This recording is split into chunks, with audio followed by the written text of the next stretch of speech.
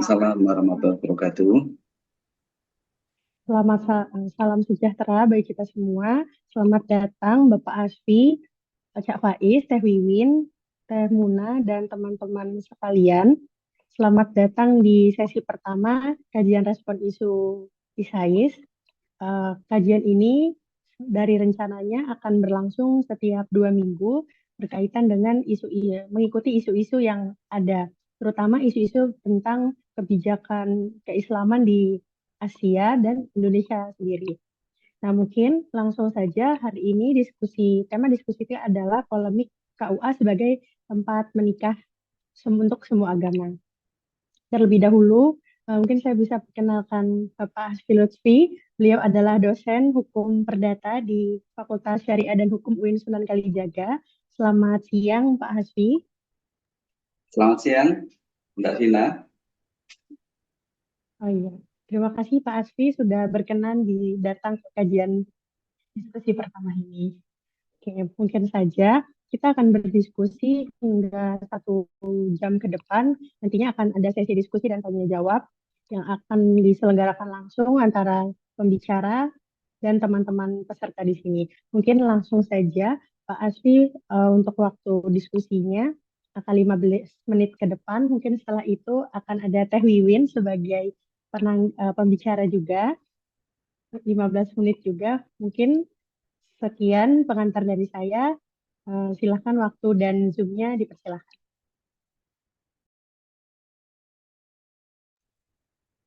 Tes 1, 2, 3, dengaran ya, Mbak Vina. Oke, Bapak. Aman. Oke, Assalamualaikum warahmatullahi wabarakatuh. Warahmatullahi wabarakatuh. Yang saya hormati Direktur ISAIS, Pak Dr. Abdullah Iswais, Insya Allah. Yang saya hormati Teh Wiwin, ini penasehat Dewan Pakar dan Penasihat ISAIS. Kalau tidak ada Teh Wiwin, ISAIS-nya nggak jalan, kalau cuma Cak Faiz. Dan saya hormati semua anggota ISAIS ya, baik yang ada maupun tidak ada. Mbak Vina dan Mbak Vina yang saya sayangi. Ini harusnya tema ini cocok, kamu salah tembak gitu ya. Harusnya ini cocok kalau ini diserahkan ke Ibu Dr. Siti Munahayati. Ini beneran dosen hukum keluarga Islam di Indonesia ini. Jadi S1, S2, S3-nya fokus memang mengkaji tentang apa namanya, baik itu aturan hukum maupun praktek tentang hukum keluarga Islam di Indonesia. Nah ini kok malah saya. Tapi tidak apa-apa, kita diskusi aja ya. Jadi diskusi ini dimulai dari adanya pernyataan dari Gusman. Gusman apa namanya sempat menyatakan bahwa akan menjadikan KUA ya, sebagai sentral pelayanan keagamaan bagi semua agama. Selain itu, yang tidak kalah apa namanya viralnya lagi, ya, Gusman juga menyatakan KUA bisa digunakan untuk tempat pernikahan semua agama. Jadi bukan hanya sebagai tempat pencatatan semua agama ya, secara administratif, tapi juga ternyata menyasar ranah ritual gitu ya, yaitu menjadi tempat perkawinan gitu ya, atau pernikahan semua agama. Nah ini sempat menjadi polemik karena memang saya pikir apa yang disampaikan oleh Gusman ini belum tuntas. Saya pikir yang dimaksud oleh Gus Menteri bukan demikian. Yang mungkin kalau pikir saya, gitu ya, yang dimaksud itu hanyalah KUA sebagai tempat pencatatan. Nah itu saya pikir tidak terlepas dari peran KUA yang selama ini memang menjadi sentral garda terdepan dari Kementerian Agama. Jadi ada KUA, ada Kandepak, ada Kanwil, ada Kementerian Agama, ya, hierarkinya seperti itu. Nah, yang memang menjangkau masyarakat yang paling luas itu adalah KUA sendiri, karena ada di apa namanya tiap kecamatan ada. Nah, selama ini KUA hanya difungsikan sebagai sentra, ya, kantor urusan agama untuk mereka yang beragama Islam. Padahal namanya aja kantor urusan agama. Nah, Gusman ingin menjadikan KUA ini bukan hanya sebagai sentra pengurusan pelayanan untuk hanya agama Islam saja, tapi untuk semua agama. Sisi baiknya itu Maka saya pikir ini sangat visioner. Dan apa namanya, kalau ini bisa ditindaklanjuti dengan baik akan bagus itu. Karena beberapa kantor urusan agama bukan di wilayah Jawa ya, tapi di luar Jawa eh, perannya sangat minim sekali, khususnya di daerah-daerah yang apa namanya Muslim menjadi minoritas. Katakanlah misalnya di Manado, di Minahasa, Sulawesi dan lain sebagainya, di mana minoritas adalah Muslim, gitu ya. KUA ini seakan-akan ya tidak memiliki peran karena apa namanya ya meskipun itu pelayanan agama ya, tapi selama ini kita tahu bahwa KUA itu pekerjaan sentralnya adalah pencatatan perkawinan. Selain daripada itu ya minim. Dan nah kalau memang bisa nanti gitu ya, untuk dijadikan sebagai pencatatan semua agama, saya kira akan baik gitu ya. Jadi sikap visioner Gusman ini perlu kita apresiasi, meskipun ada benturan-benturan kalau menurut saya ya. Tentunya benturan legalitasnya, dari segi legalitasnya, dari segi aturan perundang-undangannya. Karena ini yang menjadi isu sentralnya itu bukanlah semua terkait dengan pelayanan keagamaan ya, tapi yang menjadi isu utamanya adalah terkait dengan perkawinan gitu ya. Maka harus kita lihat nih, harus kita lihat sebenarnya kalau perkawinan di Indonesia itu dasar hukumnya apa. Saya di sini mencatat ada beberapa dasar hukum terkait dengan perkawinan ya. Terkait dengan perkawinan sendiri, dasar hukumnya kalau di Indonesia yang pertama ada undang-undang nomor 23 tahun 54 tentang penetapan berlakunya undang-undang nomor 22 tahun 46 tentang pencatatan nikah, talak, rujuk di seluruh daerah luar Jawa dan Madura. Lalu undang-undang perkawinan nomor 1 tahun 74. Ada juga tentang apa namanya kemarin yang terbaru undang-undang nomor 9 kalau tidak salah tahun 2019 ya, yang menetapkan batas usia anak perempuan menjadi 19 disetarakan dengan laki-laki juga. Selain itu juga ada beberapa PP peraturan pemerintah ya, peraturan pemerintah misalnya nomor 9 tahun 75. Misalnya juga ada peraturan pemerintah nomor 10 tahun 83 tentang izin perkawinan dan perceraian bagi pegawai negeri sipil. Ataupun peraturan pemerintah nomor 45 tahun 90 tentang izin perkawinan dan perceraian bagi pegawai negeri sipil. Itu beberapa perangkat aturan yang mengatur tentang perkawinan yang ada di Indonesia ya. Kalau kita lihat di dalam Undang-Undang 1974 ya, perkawinan sendiri di sini dijelaskan adalah ikatan lahir batin antara seorang pria dengan seorang wanita sebagai suami istri dengan tujuan untuk keluarga atau rumah tangga yang bahagia dan kekal berdasarkan ketuhanan Yang Maha Esa. Nah, legalitasnya ada di pasal nomor 2 ini. Pasal nomor 2 terdiri dari dua ayat ya. Ayat pertama menyatakan di sini perkawinan adalah sah apabila dilakukan menurut hukum masing-masing agamanya dan kepercayaan. Yang kedua, tiap-tiap perkawinan dicatat menurut peraturan perundang-undangan yang berlaku gitu ya. Nah, kalau dilihat yang pertama gitu ya, perkawinan itu dianggap sah apabila tidak bertentangan dengan ketentuan agamanya masing-masing. Ya. Yang kedua, supaya kalau itu sudah dilakukan berdasarkan ketentuan agamanya masing-masing, supaya itu menjadi sah dan legal dan memiliki dokumen konkret, itu harus dicatatkan. Itu berdasarkan dengan pasal 2. Nah, ini dijelaskan di dalam PP. Di dalam PP dijelaskan apa namanya PP tahun 1975 ya. Pencatatan perkawinan dari mereka yang melangsungkan perkawinan menurut agama Islam dilakukan oleh pegawai pencatatan perkawinan. Sebagaimana dimaksud dalam Undang-Undang nomor 32 tahun 1946 tentang pencatatan nikah, talak, dan rujuk, yaitu yang diberikan mandat adalah kantor urusan agama. Ini bagi mereka yang beragama Islam ya. Lalu untuk mereka yang non-Muslim, ya, pencatatan perkawinan tetap harus dilakukan. Yang melangsungkan perkawinan menurut agama dan kepercayaan itu selain agama Islam dilakukan oleh pegawai pencatat perkawinan pada kantor catatan sipil sebagaimana dimaksud dalam peraturan perundang-undangan mengenai pencatatan perkawinan. Jadi kesimpulannya ya, adanya peraturan pemerintah nomor 9 tahun 19 tahun 1975, maka pencatatan perkawinan ini dilakukan oleh dua instansi atau dua lembaga pemerintah ya, yaitu kantor urusan agama KUA bagi mereka yang agamanya Islam, lalu ada kantor catatan sipil bagi mereka yang bukan beragama Islam. Eh, saya kira untuk pembuka itu saja ya. Nanti kita dilanjutkan sesi diskusi ya, ya Mbak Vina ya. Jadi secara gagasan saya setuju.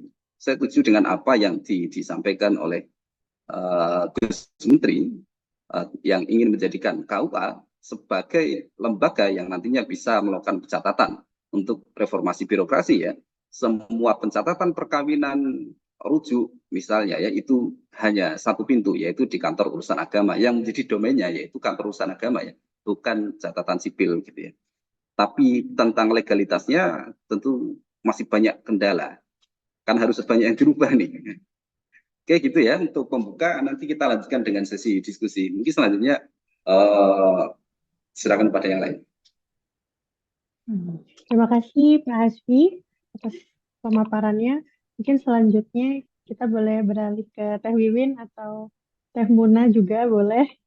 Atau mungkin Teh Wiwin terlebih dahulu gitu. Oke, baik, terima kasih ya Pak rekan. Suara saya kedengaran ya? Terdengar dengan baik Teh. Oke, baik, terima kasih. Assalamualaikum warahmatullahi wabarakatuh.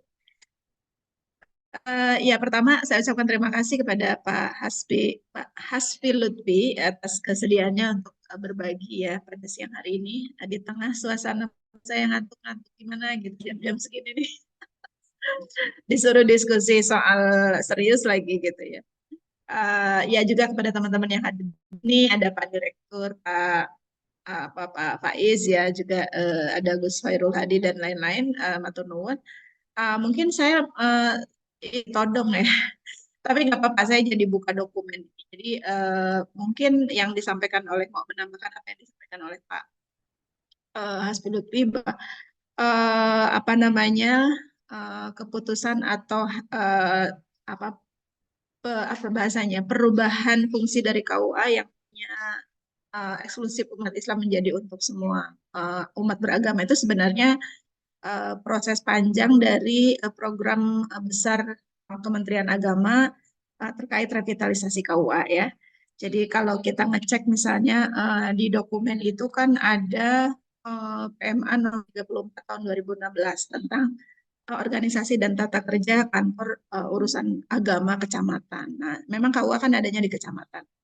Nah, selama ini sebenarnya mengapa program ini kemudian menjadi salah satu program unggulan di Kemenak? Karena kebetulan saya sendiri kan instruktur nasional untuk Bina Keluarga dan pernah juga saya memfasilitasi pertemuan kepala Kemenak seluruh Indonesia di Jakarta bulan Juni tahun lalu itu mengevaluasi apa namanya program revitalisasi KUA ini dan kemudian ternyata sudah ada banyak apa piloting gitu ya. Nah, salah satu yang memang sedang kemudian sekarang diarahkan itu adalah itu fungsi dari KUA itu sendiri yang tidak hanya buat Muslim. Nah, tapi juga sebelum itu sebenarnya ada semacam ini ya, bukan kesalahan sih, ada pandangan yang mungkin agak kurang tepat selama ini, terutama dari masyarakat secara umum ya terkait dengan KUA. Jadi KUA itu seolah-olah hanya tempat untuk NTCR ya. Kalau bahasanya dulu kan saya juga alumni dari Fakultas Syariah ya. Fakultas Syariah UIN Sunan Kalijaga angkatan jadul banget gitu. Jadi dan dulu saya jurusannya peradilan agama. Jadi dulu itu memang peradilan agama itu urusannya NTCR gitu, nikah, rujuk, cerai gitu. Padahal sebenarnya yang diurus oleh KUA itu bukan hanya itu. Kalau di PMA yang tadi saya sebutkan nomor 34/2016 itu ada 10 apa bahasanya 10 tugas dan fungsi dari KUA gitu. Nah, 7 dari 10 tugas itu bentuknya pelayanan.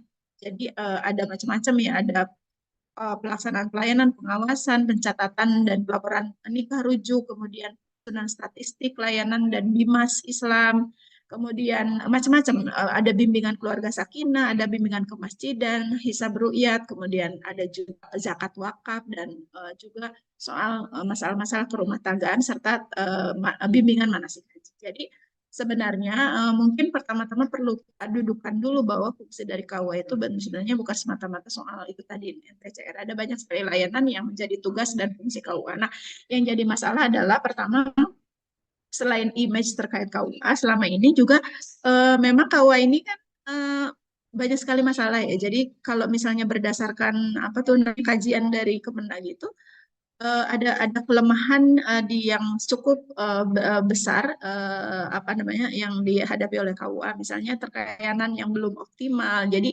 dari 10 tugas fungsi ini lebih banyak selama ini NTCR-nya gitu. Lalu sebaran KUA juga yang tidak merata dan seimbang, dan sarprasnya itu yang belum memadai. Ada banyak sekali. Bahkan kalau dari catatan terakhir itu dari 5.000, hampir 6.000 KUA di Indonesia itu hanya 8% yang kondisi baik. Jadi dibayangkan kelemahan infrastruktur ini juga sangat mempengaruhi kinerja. Nah, kemudian apa namanya sejak 2017 itulah Kemenag menggenjot ya salah satu program unggulannya selain moderasi beragama itu adalah revitalisasi KUA, karena ada program Binwin Catin, ada program Bina Remaja Usia Sekolah, Bina Remaja Usia Nikah, ada banyak ya. Dan di situ saya kebetulan jadi instruktur nasional untuk TEK kepala KUA dan penyuluh-penyuluh. Nah, dari situ kemudian melangkah lebih jauh terkait dengan fungsi apanya KUA itu sendiri.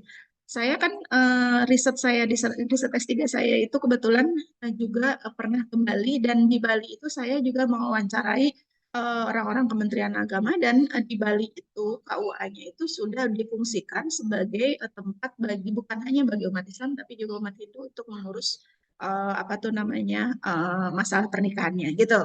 Itu jadi sebenarnya sudah ada prakteknya, jadi sudah dipraktekkan, sehingga sebenarnya kalau Kementerian Agama memutuskan itu kalau di kalangan KUA bukan sesuatu yang aneh. Nah, cuman masyarakat aja yang banyak yang belum tahu gitu ya, karena hal-hal seperti ini kan kadang nggak di cover ya oleh media gitu. Jadi nggak kurang menarik lah hal seperti di cover oleh media. Padahal misalnya upaya-upaya revitalisasi ini menjadi penting karena sebenarnya KUA ini satu lembaga yang sangat strategis untuk menyiapkan keluarga-keluarga yang apa maslahah gitu. Kalau dalam konsep NU itu maslahah gitu ya. Keluarga-keluarga yang bukan hanya membahagiakan keluarganya tapi juga bisa apa memberi impact atau pengaruh membahagiakan lingkungannya gitu. Nah, kembali ke topik kita pada siang hari ini, saya kira dengan apa yang saya sampaikan tadi kita bisa memahami latar dari keputusan apa apa bahasanya apa ya, bukan pengalih fungsi tapi memfungsikan KUA yang eksklusif menjadi inklusif gitu. Nah, adapun respon saya kira sesuatu yang wajar ya kalau respon masyarakat itu ada yang setuju ada yang enggak gitu ya, karena memang pemahaman masyarakat juga beda-beda terkait dengan KUA. Nah, kalau saya personally sebenarnya mungkin ada sisi positif dan negatifnya gitu dari apa namanya perubahan status KUA yang tadinya Islam eksklusif menjadi inklusif. Pertama, saya kira di satu sisi ini kemajuan dalam konteks interfaith dialogue itu atau kajian-kajian lintas agama ini sebenarnya sesuatu yang cukup menarik untuk dikaji ya, karena kalau kemudian kantor urusan agama, kalau Mas Inung nih nyebutnya di statusnya itu kantor urusan KUA bukan KUI gitu ya, kantor urusan agama bukan kantor urusan Islam gitu. Benar juga gitu karena agama-agama itu banyak. Cuma yang jadi masalah adalah mungkin dari saudara-saudara kita yang selama ini sudah merasa cukup untuk pencatatan pernikahan itu dilakukan di catatan sipil, maka sebenarnya mereka kurang membutuhkan itu gitu loh. Gitu. Jadi apakah memang ini tuh benar-benar dibutuhkan oleh saudara-saudara kita yang Kristen, yang Katolik gitu ya, dan sebagainya gitu. Jangan-jangan mereka itu sebenarnya nggak membutuhkan gitu loh, nggak membutuhkan gitu karena sebenarnya yang membutuhkan itu lebih banyak umat Islam gitu. Dan kalau kita merujuk pada sejarah pembentukan KUA itu sendiri gitu, itu kan KUA itu dibikin sejak zaman Belanda ya, ketika umat Islam itu mau mengurus masalah-masalah terkait dengan kehidupannya dengan hukum keluarga itu ada rujukan karena di zaman Belanda itu kan hanya ada catatan sipil. Nah, sementara umat Islam ini memiliki kepentingan atau kebutuhan yang agak spesifik. Nah, sudah dibikinkan KUA gitu. Nah, memang kemudian KUA ini menjadi eksklusif gitu ya, apa kesannya kalau dalam dalam kajian lintas agama ini kan ini pemerintah ini menggelontorkan sedemikian banyak sekali dana untuk revitalisasi KUA itu kan banyak banget ya dananya. Itu manfaatnya untuk musliman jadi seolah-olah ini semacam mayoritarianisme juga gitu. Tapi kalau saya melihat memang ada positifnya dan ada negatifnya. Negatif itu bukan negatif dalam pengertian apa ya, tapi kita perlu mengkaji juga apakah Kemenag ini mengambil keputusan ini berdasarkan juga bertanya kepada saudara-saudara kita yang Kristen, Katolik dan sebagainya, apakah betul-betul mereka membutuhkan KUA gitu. Jangan-jangan soalnya kayak butuh sih kami sudah terakomodasi nih kebutuhan kami pencatatan itu cukup di catatan sipil saja gitu. Jadi makanya memang pro kontranya ada di situ. Nah, kemudian kalau positifnya saya kira yaitu tadi ketika kantor urusan agama bisa lebih inklusif, maka anggaran pun itu akan juga tersebar gitu ke semua gitu ya, termasuk misalnya bimbingan keluarga dan sebagainya. Kalau di yang saya tahu kan di Kristen sama Katolik itu bimbingan pranikah ya, bimbingan pranikah dan setelah nikah itu sudah lebih kuat dibanding umat Islam. Kalau umat Islam kan Binwin Catim itu yang benar-benar melakukan bimbingan itu kan juga baru diinisiasi 2000 pasca PMA 2016 itu yang saya tahu mulai implementasinya itu 2017. Jadi sangat baru. Dulu ada yang namanya bukan Binwin Catim, dulu tuh namanya Catin aja ya. Bahasanya dulu bukan Binwin Catin. Nah, tapi itu kurang efektif dan sebenarnya itu sangat formalitas dibanding misalnya kalau yang saya tahu saudara-saudara kita yang Katolik itu bimbingannya itu 6 bulan setahun sebelum menikah gitu. Ada bimbingan yang sangat intensif dan di 4 bulan terakhir itu betul-betul lebih intensif. Dan sementara di kita di KUA itu yang Binwin Catin yang sekarang pun itu hanya berapa JPL ya, kalau nggak salah 8 JPL gitu, 8 atau 10 JPL. Jadi kalau kemudian ada Binwin Catin itu hanya 2 hari ya, dan kadang-kadang karena dana kemudian dipepetkan jadi sehari, bayangkan ya.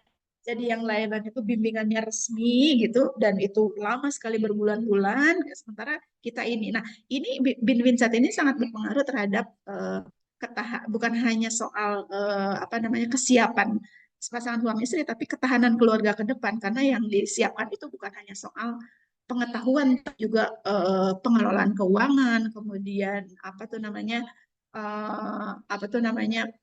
pemahaman terkait dengan resolusi konflik gitu ya, dan seterusnya ada banyak aspek.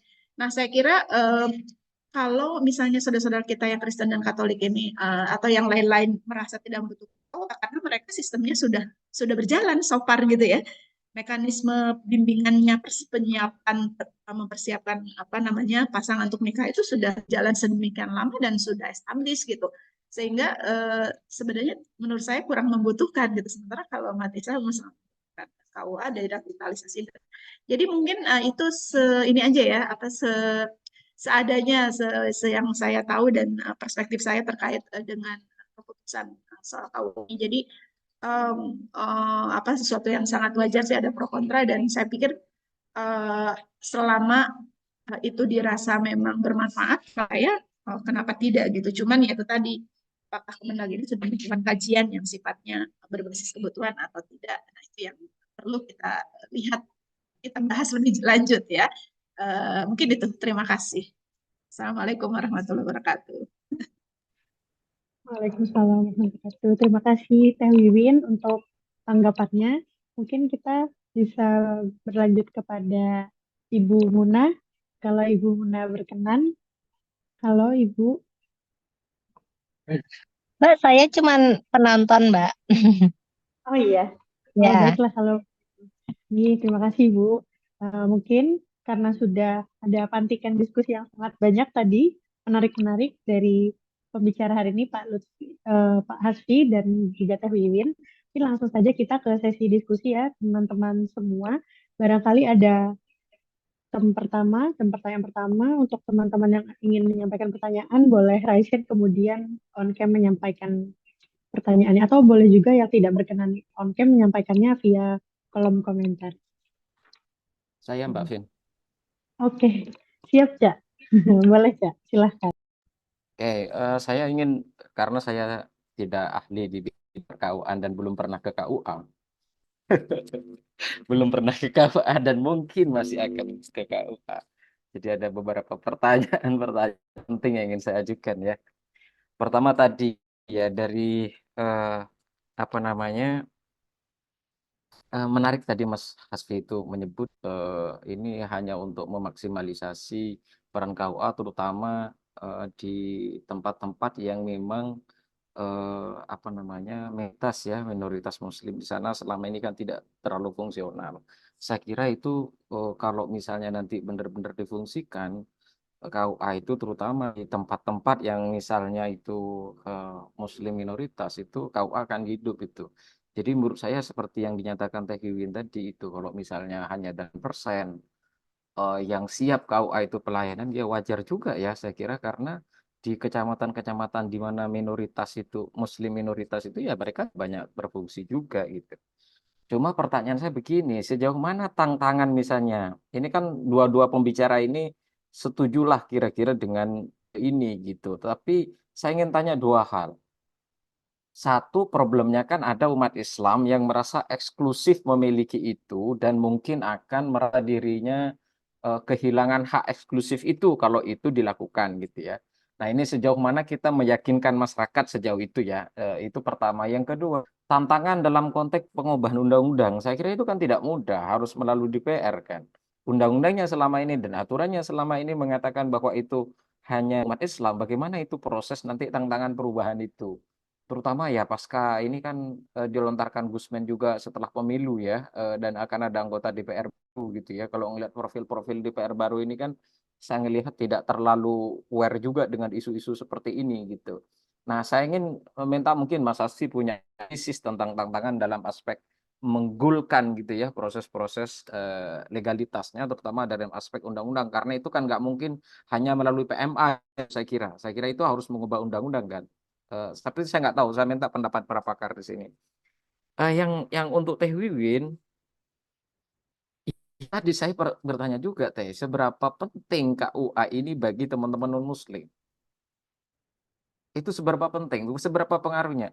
Apa bedanya misalnya catatan sipil yang sudah dijalankan misalnya oleh teman-teman Kristen selama ini yang mencatatkan mereka catatan sipil, kalau dialihkan ke KUA itu apa beda pelayanannya? Yang ditawarkan KUA misalnya yang mungkin berbeda dan mungkin lebih selama ini misalnya di Kristen mereka sudah nyaman tadi Teh Wiwin mengatakan bahkan pelatihannya 6 bulan sebelumnya. Sementara di KUA tantangannya kayak gitu ya karena anggaran cuma dijadikan sehari gitu-gitu. Itu kalau misalnya dialihkan ke KUA dan KUA menjadi tempat yang fungsional bagi seluruh agama, itu apa yang bisa didapat dan lebih mungkin ya dari sisi catatan sipil maupun yang lain-lain itu terhadap pelayanan yang non Muslim. Saya kira itu sih pertanyaan saya, Mbak Vin. Terima kasih. Baik, Cak Aziz, Cak Faiz, terima kasih juga atas pertanyaannya. Mungkin biar nanti sekaligus Teh Wiwin dan Pak Asfi, apakah mau ditanggapi terlebih dahulu atau sekaligus pertanyaan dari Pak Khairul Hadi?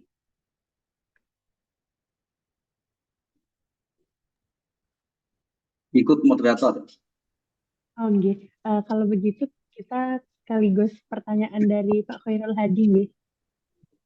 Nggih. Silahkan Pak Khairul Hadi. Assalamualaikum warahmatullahi wabarakatuh. Kedengaran ya? Oke, terima kasih Pak Hasbi, Bu Wiwin, senior-senior yang hebat. Begini, gagasannya mungkin pertanyaannya begini, apakah ide ini itu nanti bisa memberikan semacam angin segar bagi proses pernikahan beda agama? Itu yang pertama. Kalau sudah dijadikan satu instansi, apalagi dari Dukcapil, berapa instansi itu yang harus diterobos dulu untuk masuk ke Kemenak itu. Itu yang pertama. Itu apakah menjadi angin segar nanti pencatatan nikah beda agama itu terjadi? Itu yang poin-poin penting. Isu ini sangat sensitif sekali soalnya karena kalau poinnya bisa dalam satu nomenklatur ruang yang penyimpanan data, kalau bahasa mungkin nggak kemudian apa itu isu yang lama ini akan terasa, walaupun itu jauh sekali ya. Jadi pernikahan beda agama yang selama ini harus lari ke luar negeri, pernikahan beda agama yang harus konvergensi agama dulu. Kalau di daerah Senduro itu rata-rata masuk Islam dulu, kemudian setelah menikah mereka kembali lagi ke agama yang semula. Kalau di lereng Bromo misalnya itu juga seperti itu gitu. Itu aja pertanyaannya ke Pak Hasbi dan Bu Win. Terima kasih. Assalamualaikum warahmatullahi wabarakatuh. Waalaikumsalam warahmatullahi wabarakatuh. Terima kasih atas pertanyaannya Pak Khairul Hadi. Mungkin kita langsung saja ke Teh Wiwin terlebih dahulu. Mungkin setelah itu Pak Hasbi, boleh Oke, ya Pak? baik. Oke, terima kasih. Terima kasih pertanyaannya. Ini berat-berat nih pertanyaannya nih dari dokter-dokter calon dokter. Ya, gini, untuk pertanyaannya dari Pak Izya. Jadi memang itu yang tadi saya tanyakan juga, apakah memang benar-benar mereka itu membutuhkan gitu ya KUA gitu. Nah, jadi soal kebutuhan ini kan seharusnya bisa menjadi pertimbangan penting nih gitu bagi Kemenag untuk memutuskan sesuatu. Eh, Kalaupun misalnya kemudian memang itu kebijakan ini pada akhirnya diterapkan, nah menurut saya apa yang ada di KUA sekarang ini sebenarnya menurut saya belum bisa melayani atau meng-cover kebutuhan-kebutuhan yang itu eh, dibutuhkan oleh saudara-saudara kita yang Kristen Katolik dan seterusnya misalnya. Karena apa? Karena yang saya pahami di Islam dia makanya di KUA itu kan ada zakat apa tadi zakat pengurusan zakat sodako kemudian apalagi warisan dan sebagainya ya. Nah, kalau di agama-agama lain hal-hal seperti itu kan sebenarnya udah selesai semuanya bisa diselesaikan baik secara keluargaan maupun di catatan sipil gitu. Memang kemudian jadinya ambigu nanti. Nah, apakah kalau itu dialihkan semuanya ke KUA, apakah kemudian pelayanannya menjadi semakin buruk gitu ya? Kalau selama ini misalnya saudara-saudara kita yang Kristen dan seterusnya itu kan sudah dilayani oleh catatan sipil dan beres. Nah, sementara kalau dipindah ke KUA dengan yang tadi ya, dengan masih banyak sekali KUA yang dari bukan hanya prasarana dan sarana dan prasarananya, tapi juga sistemnya, kemudian DM-nya itu masih sangat lemah. Kemudian apakah itu menjadi jeblok gitu loh maksudnya. Jadi biasanya sudah dilayani dengan baik catatan sipil gitu ya, tiba-tiba semuanya dimasukin ke KUA sebenarnya belum siap. Meskipun sebenarnya setelah 2017 sampai 2023 berarti udah dalam 7 tahun terakhir ini kan upaya revitalisasi lumayan kencang ya dengan dana yang cukup juga tidak sedikit. Kemungkinan besar ada banyak perubahan di level KUA-nya sendiri. Jadi sudah ada digitalisasi gitu ya dan seterusnya. Nah, jadi menurut saya memang challenging ya. Tantangannya adalah justru ada di situ. Jadi, jangan sampai ketika itu kemudian diintegrasikan ke KUA malah pelayanannya menjadi menurun gitu dan merasa bahwa mereka lebih lebih enak nih di ruangan yang catatan sipil aja gitu loh. Jadi ibaratnya itu yang selama ini sudah mendapatkan kamar kamar di kelas laks gitu ya, tiba-tiba jadi kelas kelas apa ya atau di hotel bintang 3 tiba-tiba dijadiin satu dengan KUA jadi turun jadi hotel bintang 1 gitu kan. Jadi seperti itu. Mungkin itu challenge-nya menurut saya ini yang juga perlu dikaji lebih jauh ya. Apakah Kemenag ini betul-betul melakukan kajian apa bahasanya? Kalau sebelum membuat kebijakan itu kan kajian kebijakan ya artinya sudah bertanya gitu kepada komunitas-komunitas agama apakah betul mereka membutuhkan dan kalaupun membutuhkan di aspek mana nih yang perlu direspon dan di aspek mana yang itu tuh sebenarnya apa awalnya sendiri butuh untuk di-upgrade terus gitu supaya kebutuhan mereka itu bisa terpenuhi. Itu yang Pak Faiz ya. Jadi ini menurut saya diskusi yang masih panjang ini soal apakah memang mereka berkepentingan atau berkebutuhan dengan KUA itu sendiri. Jadi perlu kajian yang mendalam. Terus yang berikutnya kepada Bapak Khairul Hadis soal nikah antar agama. Ini kan juga menjadi pertanyaan banyak pihak ya. Apakah ketika KUA ini diperuntukkan bagi semua agama, apakah KUA akan mencatatkan atau melegalkan gitu, mengakomodir pernikahan lintas agama. Nah, ini juga belum jelas gitu. Karena kita juga belum, saya sendiri personally belum baca aturan itu secara detail dan apakah sudah ada atau belum secara detail kan. Tapi yang pasti untuk pernikahan beda agama ini kan kalau di KUA, kalau di ini ya menurut ada Undang-Undang Nomor 1 Tahun 74 itu yang sudah ada perubahan, ada di amandemen sedikit gitu, itu kan tetap belum mengakomodir gitu, belum mengakomodir pernikahan beda agama ini gitu. Jadi memang kemudian tidak ada bahan signifikan dalam konteks dalam konteks dalam isu lintas agama. Nah, padahal sebenarnya tadi misalnya Gus Hairul Hadi bilang pendidikan agama itu sesuatu yang sensitif. Sebenarnya kalau saya sensitif sensitif iya, tapi sebenarnya kalau bicara soal fakta, soal realitas itu sebenarnya sensitif gitu. Artinya apa? Artinya realitas masyarakat Indonesia itu udah banyak sekali yang kawin-mawin berbeda agama itu udah banyak ya. Misalnya kalau yang dikaji itu yang disertasinya Pak Suhadi itu kan juga yang berjudul I Come From Pancasila Family itu kan juga menceritakan tentang keluarga-keluarga yang mereka itu berbeda agama. Jadi yang ibunya nikah, kemudian juga anak-anaknya juga ada yang beragam gitu ya agamanya. Nah, itu riset di Solo dan di mana lagi gitu ya. Nah, lalu dari hasil riset saya personally, saya kan mewawancara beberapa banyak sekali informan dari berbagai daerah di Indonesia. Itu beberapa informan saya itu juga dia berasal dari keluarga yang beragam gitu. Jadi kakeknya yang Muslim, ibunya yang Kristen, atau bapaknya ibunya. Kemudian misalnya di dalam tradisi masyarakat di mana tuh namanya di Timur, Indonesia Timur gitu di NTT itu kan kawin-mawin beda agama itu sesuatu yang lumrah gitu. Lumrah bahkan di dalam satu keluarga itu ada beberapa agama, bukan hanya Islam Kristen. Karena kalau kita bicara konteks relasi antar agama itu yang banyak problem itu kan Kristen dan Islam ya. Tapi juga dalam keluarga itu ada yang Buddha, ada yang Konghucu, bahkan begitu ya. Dalam satu keluarga, one family gitu. Dan kalau kita melihat tradisi dan adat di Indonesia Timur, sebagai Indonesia Timur misalnya di NTT itu adat itu justru yang lebih menyatukan dibanding agama gitu, ya kan?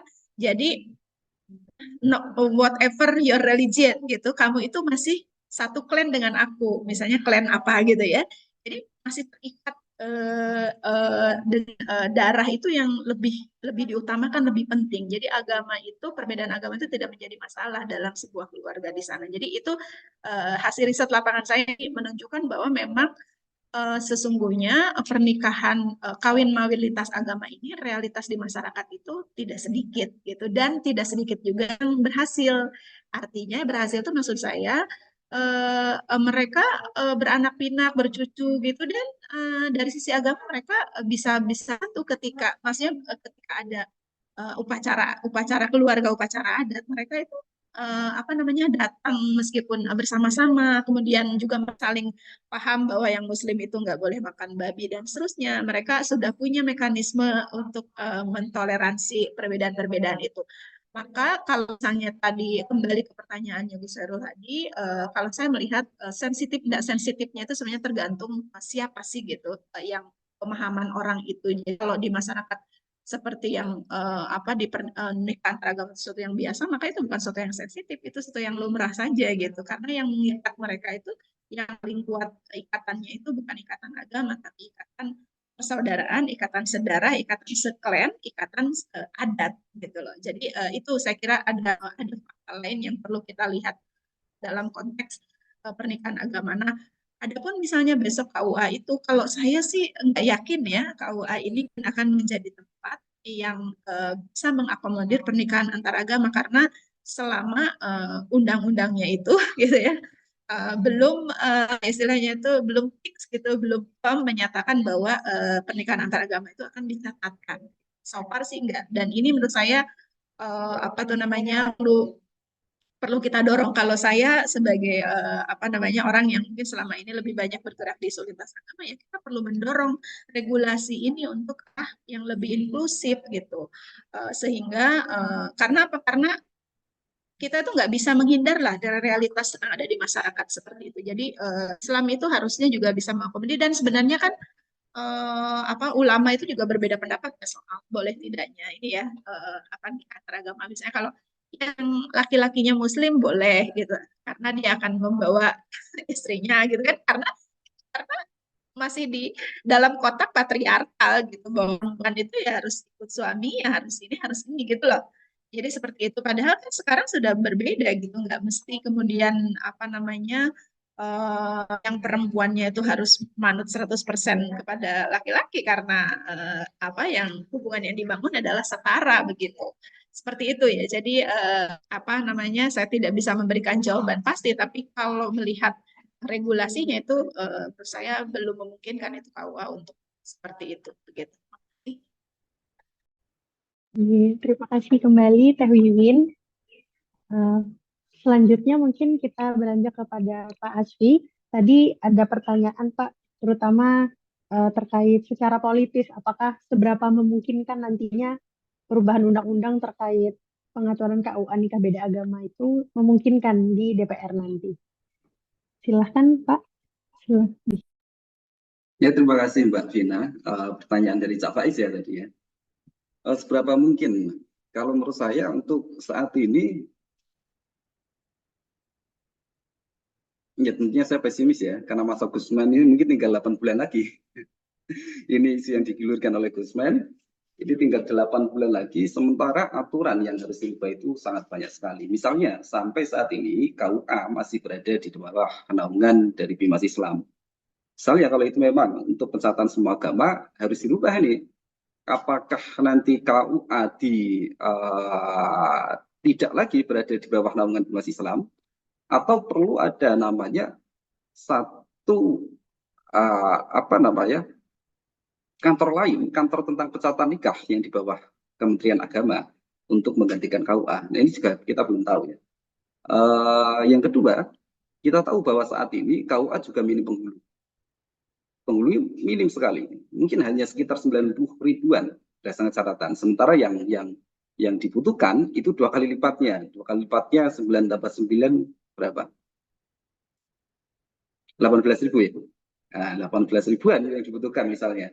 Ini jadi apalagi kalau kita lihat bahwa kalau tadi Teh Wiwin menyatakan bahwa KUA dianggap eksklusif, dari undang-undangnya juga sudah menyeratkan eksklusif. Kita lihat sekarang Undang-Undang 1974 ya. Di situ seolah-olah yang diatur itu adalah perkawinan bagi mereka yang beragama Islam. Ada syarat-syarat yang harus dipenuhi. Misalnya harus ada wali. Kalau walinya nggak ada, digantikan dengan wali hakim. Misalnya ada wali, walinya tidak mau, harus mengajukan apa namanya permohonan ke pengadilan wali adol misalnya. Nah, itu kan skema-skema yang ditujukan untuk mereka yang beragama Islam. Sementara di luar agama Islam ya mungkin tidak mengenal istilah-istilah itu, dan tidak harus ada hal-hal yang demikian itu.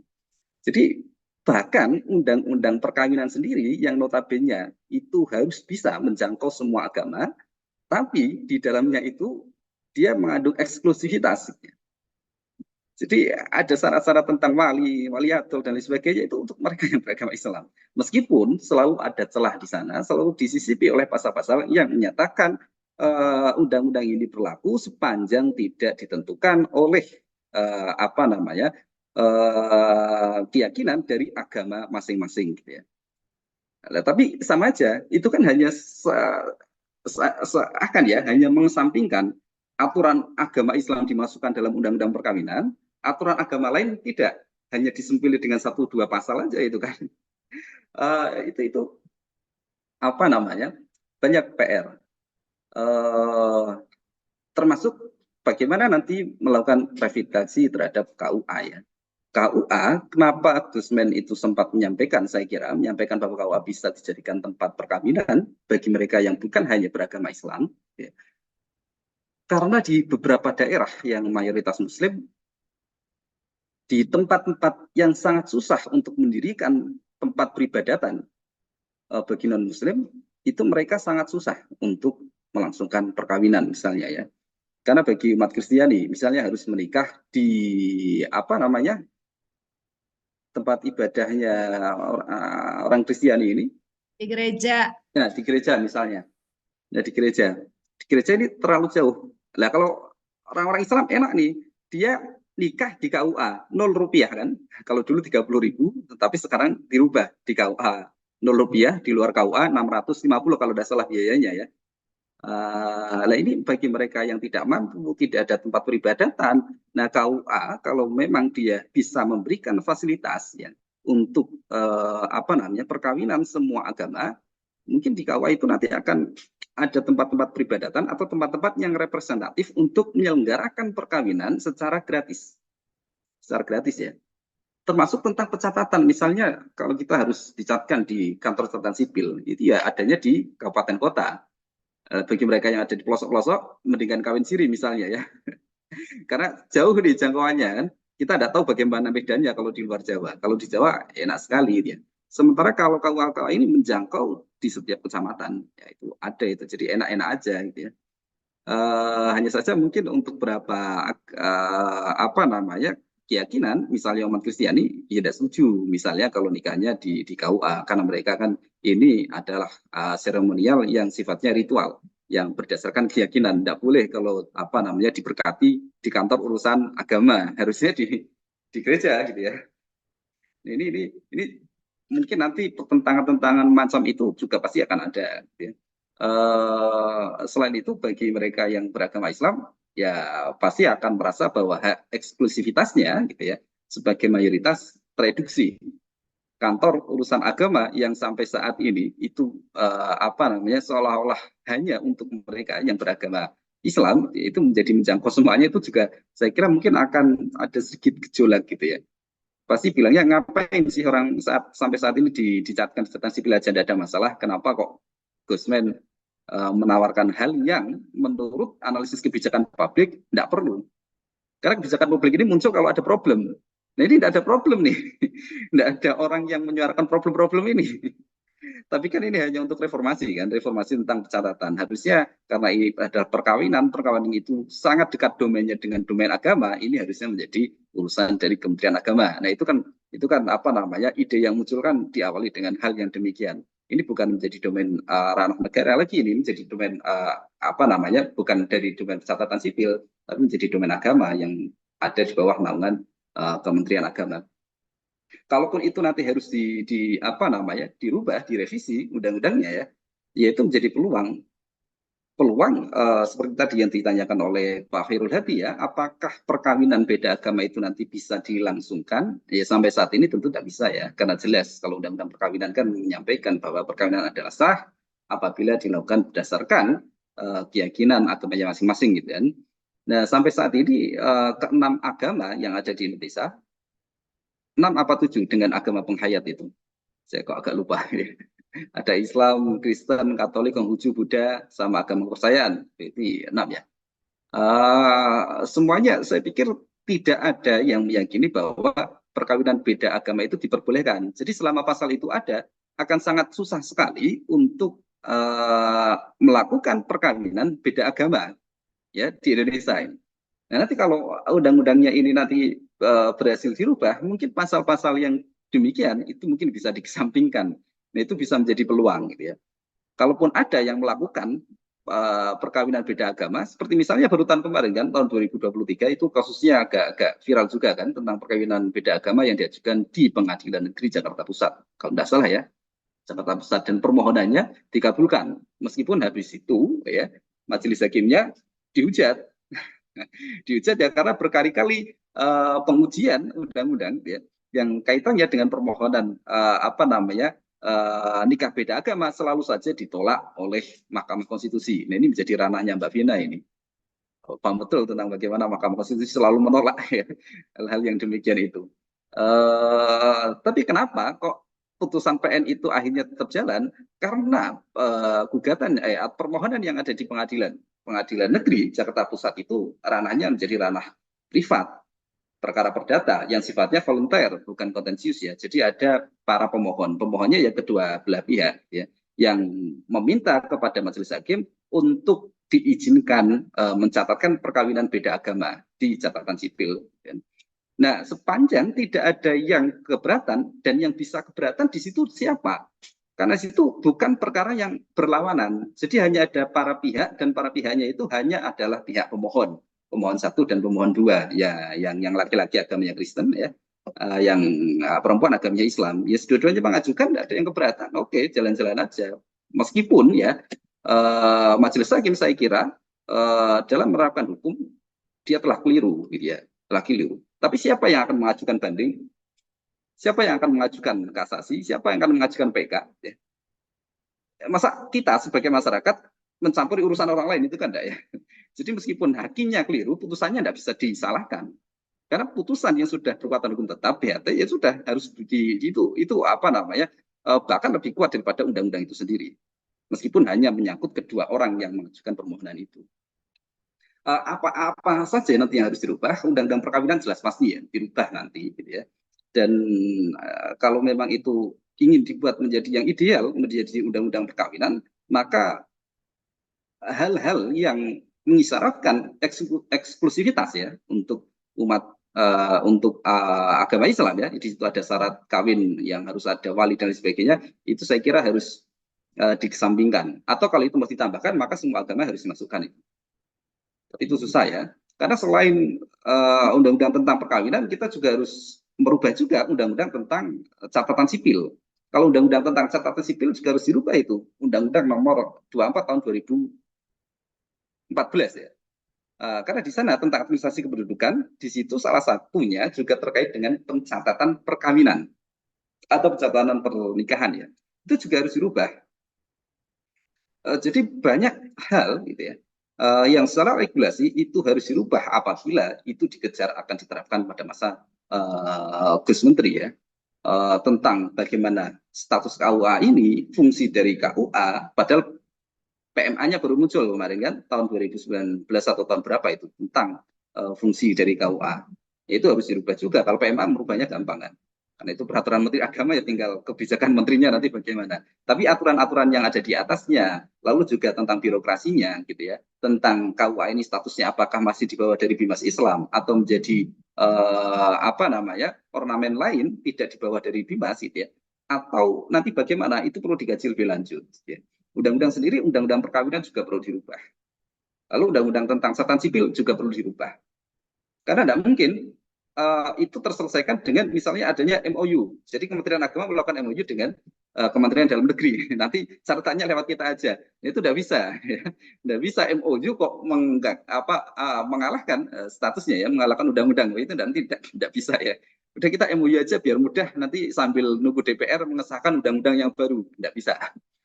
Jadi saya tetap memiliki keyakinan bahwa saya dukung apa yang menjadi gagasan dari Gusmen, iya saya dukung karena ingin menghilangkan eksklusivitas ya. Jadi dari apa namanya mayoritas agama Islam di Indonesia ingin merangkum semua agama gitu ya, yang apa namanya yang disahkan di Indonesia ya, ada 6 agama kepercayaan itu, jadi harusnya menjadi kantor urusan agama yang menjadi pelayanan bagi semua agama itu ya, bukan hanya agama Islam. Tapi tentang dapat atau tepatkah saat ini digulirkan, saya katakan belum tepat, karena menurut analisis kebijakan publik belum ada problem yang muncul. Sebaliknya dengan digulirkannya isu tersebut itu malah menjadi problem. Tapi kalau sebagai akademisi setuju, karena semakin banyak isu yang mengandung problem, itu semakin banyak hal yang bisa dikaji. Ya. Tidak dikaji, bisa mendapatkan dana hibah penelitian dan sebagainya. Ini menarik. Kalau bisa semua apa namanya pejabat pemerintahan itu menggulirkan isu-isu yang irasional aja, gitu. Supaya nanti banyak menjadi hal-hal yang dapat dikaji. Gitu. Saya kira itu ya dua hal yang apa namanya yang ditanyakan baik oleh Pak Faiz maupun Pak Khairul Hadi ya. Atau mungkin ada yang kurang, Mbak Vina? Kalau dari dua pertanyaan sebelumnya sudah Pak, mungkin ini ada titipan pertanyaan karena waktu kita juga sudah mau habis. Tapi nanti ini boleh ditanggapi oleh Pak Hasfi dan Teh Wiwin, sekaligus juga closing statement mungkin ya. Pertanyaannya adalah, Mbak, gimana terkait pernikahan penghayat kepercayaan yang dicatatkan? Apakah itu juga akan menaungi inklusivitas terhadap penghayat kepercayaan atau seperti apa? Begitu. Monggo, Pak Hasfi terlebih dahulu, setelah itu mungkin Teh Wiwin. Oh, saya dulu ya.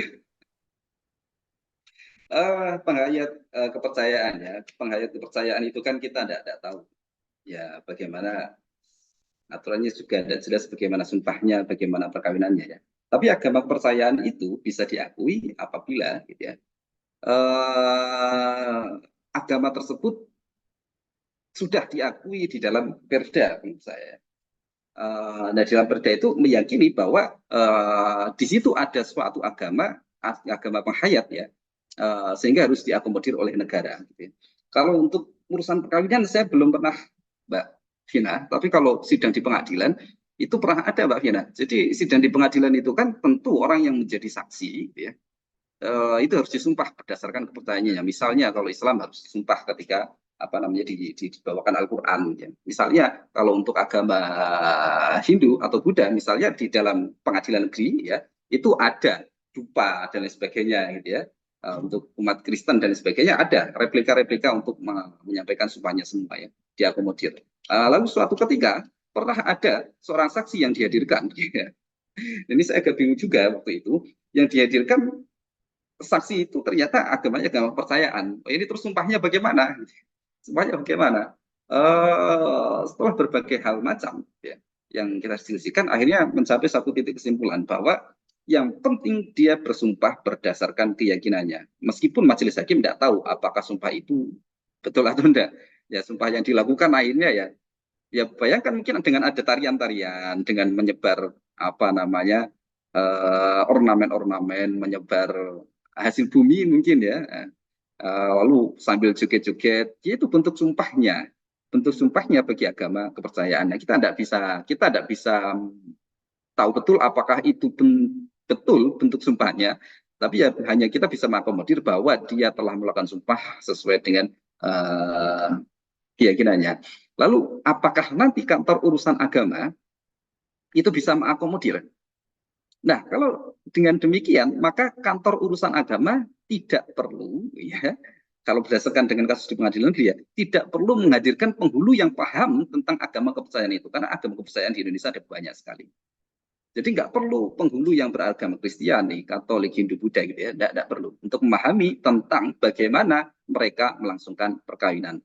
Yang cukup itu adalah gitu ya, legalitas mereka sebagai penganut agama kepercayaan dibuktikan dengan adanya perda, lalu kita serahkan kepada mereka tentang proses perkawinan itu menurut adat mereka. Jadi kita hanya mencatatkan saja, tidak mengkoreksi, tidak mengkoreksi.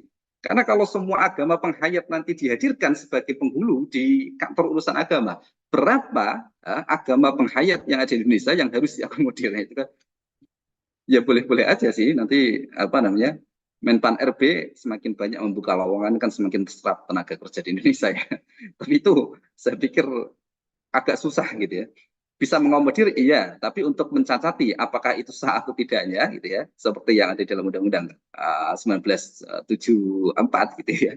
Nah itu enggak, saya kira enggak. Kalau untuk agama yang lain enggak, masih bisa dihadirkan di Menpan RB nanti menghadirkan penghulu yang memiliki kapasitas pemahaman terkait dengan agama Kristen, Katolik, Hindu, Buddha, Islam, oke. Tapi menghadirkan orang yang memiliki pemahaman terhadap setiap agama penghayat susah gitu ya.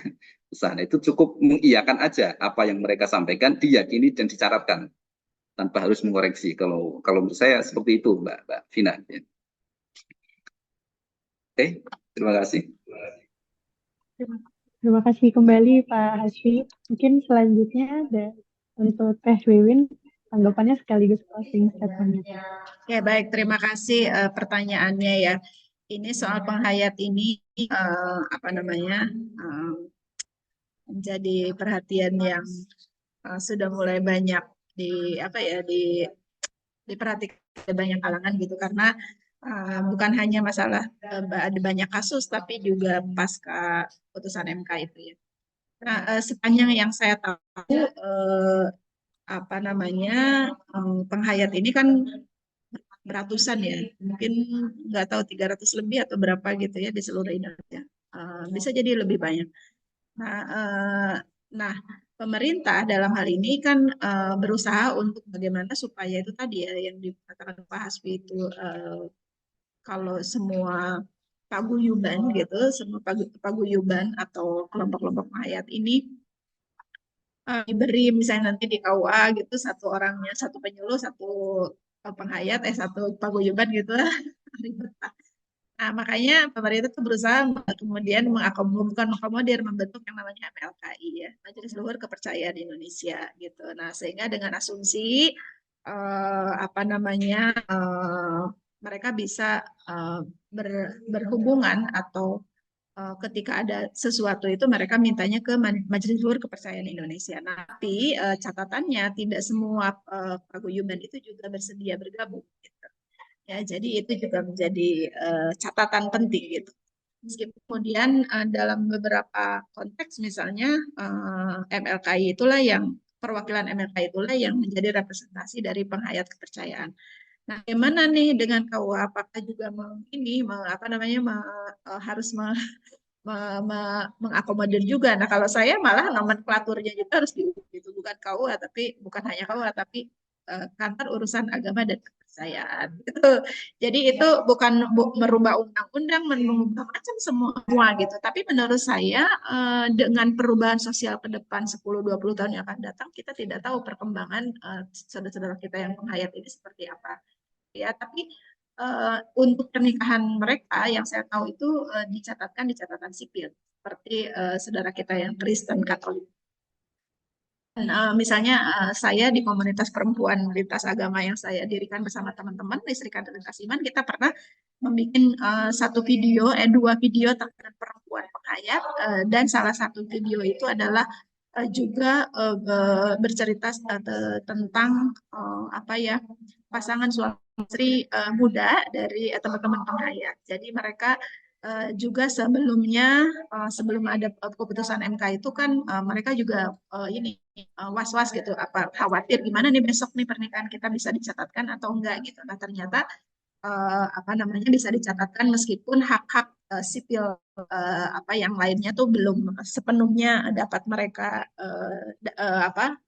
dapatkan begitu ya, mereka dapatkan. Jadi menurut saya yang ini aja dulu belum selesai, nanti kalau ditambah lagi ya itu semakin apa yang tadi ya aturan undang-undangnya juga semakin banyak, itu nanti yang harus direvisi gitu ya, diperbaharui atau diamandemen gitu peraturannya dan seterusnya. Jadi tetapi ke depan kalau memang benar-benar mau inklusif gitu ya, kalau benar-benar memang wah ini benar-benar pengen inklusif ya, sebenarnya juga semua warga masyarakat dari berbagai jenis agama dan kepercayaan itu ya harus diakomodir gitu, harusnya gitu, idealnya kalau saya ya.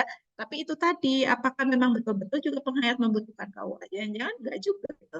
Itu sama seperti yang lain begitu ya. Jadi menurut saya yang penting kan regulasi itu dibikin untuk memberi manfaat pada penerima apa namanya kepada apa bahasanya ya kalau di hukum itu bukan objek hukum ya, pokoknya kepada penerima manfaat dari aturan itu gitu. Tapi kalau misalnya justru sebaliknya itu ya perlu dikritisi dan perlu dilihat lagi lebih lanjut gitu.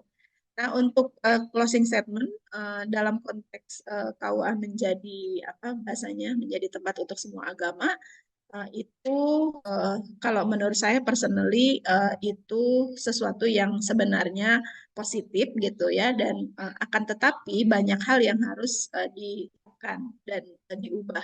Nah, termasuk bukan hanya persoalan regulasinya menurut saya ya, regulasi itu penting, tapi yang penting juga adalah pemahaman masyarakat itu sendiri terkait dengan apa fungsi-fungsi dari KUA, kemudian juga misalnya terkait dengan relasi antar agama, termasuk di dalamnya adalah tekanan antar agama dan seterusnya. Jadi menurut saya kuncinya penyiapan dari regulasinya dari undang-undang sampai peraturan ke bawahnya tapi juga mendiseminasikan atau meningkatkan apa namanya wawasan dan pengetahuan masyarakat kita gitu terkait dengan apa namanya isu-isu yang sifatnya lintas agama. Saya kira itu dari saya. Terima kasih.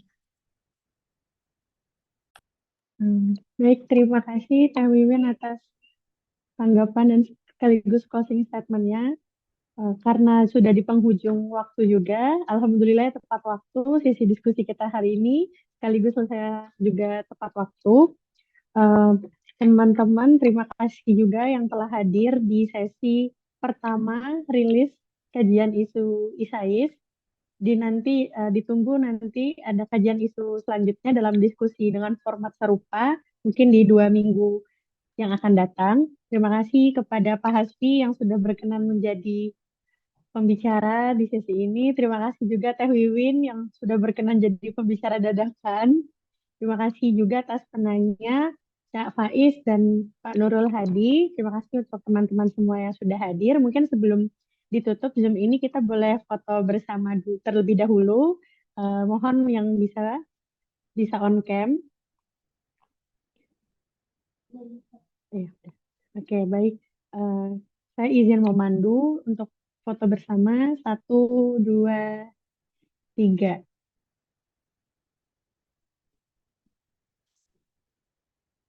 Baik, untuk slide kedua. 1, 2, 3. Terima kasih Bapak Ibu semua. Saya sebagai moderator mohon izin untuk tidak menyimpulkan diskusi kita hari ini, untuk tidak mereduksi apa yang sudah disampaikan didiskusikan pada diskusi hari ini. Semoga apa yang disampaikan oleh para pembicara dan juga teman-teman bertanya juga bermanfaat bagi kajian akademik maupun respon isu ke depannya. Saya Vina Rahmatika selaku moderator. Mohon maaf ketika ada salah kata dan salah ucapan. Wabillahi taufiq wal hidayah. Wallahul muwaffiq ila aqwamit thoriq. Wassalamualaikum warahmatullahi wabarakatuh. Waalaikumsalam. Waalaikumsalam warahmatullahi Waalaikumsalam warahmatullahi wabarakatuh. Terima kasih Kasih juga untuk semuanya. teman-teman Mari. dari KUA ya. Ada teman-teman dari KUA ini yang hadir, ada dari KUA Kecamatan Ngawi, Lausan, dan teman-teman KUA dari beberapa tempat ini. Terima kasih kehadirannya. Matur nuwun. Matur nuwun. Nuwun Saya Bapak pamit Ibu dulu. semua. Cak Faiz, Nggih, Teh Wiwin, Mbak Rina, dan kawan-kawan.